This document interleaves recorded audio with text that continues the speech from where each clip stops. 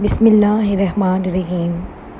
ایک امیر اور مالدار تاجر مسجد میں بیٹھا تھا اور اس نے دیکھا کہ قریب ہی ایک فقیر دعا مانگ رہا ہے، یا اللہ آج میں اس طرح کا کھانا اور اس قسم کا حلوہ کھانا چاہتا ہوں۔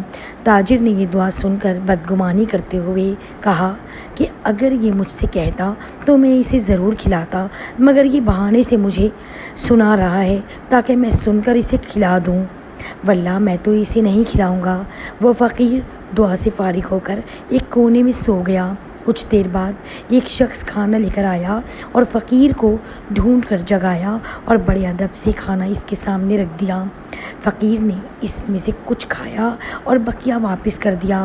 تاجر نے دیکھا تو حیران رہ گیا کہ یہ تو وہی کھانے تھے جن کے لیے فقیر نے دعا کی تھی۔ تاجر نے کھانا لانے والے کو اللہ تعالیٰ کا واسطہ دے کر پوچھا کہ کیا تم اس فقیر کو پہلے سے جانتے ہو؟ جواب ملا، بخدا ہرگز نہیں، میں ایک مزدور ہوں۔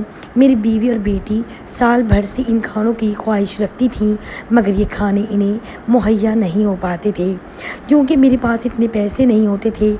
آج مجھے مزدوری میں ایک مشقال یعنی 4.5 ماشے سونا ملا تو میں نے اس سے گوشت وغیرہ اور دوسری چیزیں خریدیں اور گھر لے آیا۔ میری بیوی کھانا پکانے میں مصروف ہو گئی تو اسی دوران میری آنکھ لگ گئی۔ میری آنکھیں تو کیا سوئیں، قسمت جاگ اٹھی۔ میرے خواب میں حضور صلی اللہ علیہ وآلہ وسلم تشریف لائے اور فرمایا، آج تمہارے علاقے میں اللہ تعالیٰ کا ایک ولی آیا ہوا ہے، اس کا قیام مسجد میں ہے۔ جو کھانے تم نے اپنی بیوی بچوں کے لیے تیار کروائے ہیں، ان کھانوں کی اسے بھی خواہش ہے، اس کے پاس لے جاؤ، وہ اپنی خواہش کے مطابق کھا کر واپس کر دے گا۔ بقیہ کھانے میں اللہ تعالیٰ تیرے لیے برکت عطا فرمائے گا اور میں تیرے لیے جنت کی ضمانت دیتا ہوں۔ نیند سے اٹھا تو میری خوشی کا کوئی ٹھکانہ نہ تھا۔ میں نے فوراً حضور نبی کریم صلی اللہ علیہ وسلم کے حکم کی تعمیل کی، جس کو تم نے بھی دیکھا۔ تاجر کہنے لگا کہ میں نے اس فقیر کو انہی کھانے کے لیے دعا مانگتے سنا تھا، تم نے ان کھانوں پر کتنی رقم خرچ کی؟ اس شخص نے جواب دیا کہ میں نے ان کھانوں پر مشکال بھر سونا خرچ کیا ہے۔ اس تاجر نے اسے پیشکش کی کہ کیا ایسا ہو سکتا ہے کہ مجھ سے 10 مشکال سونا لے لو اور اس نیکی میں مجھے ایک خیرات کا حصہ دار بنا لو۔ اس شخص نے کہا کہ یہ ناممکن ہے۔ تاجر نے پھر کہا، اچھا میں تجھے 20 مشکال سونا دے دیتا ہوں۔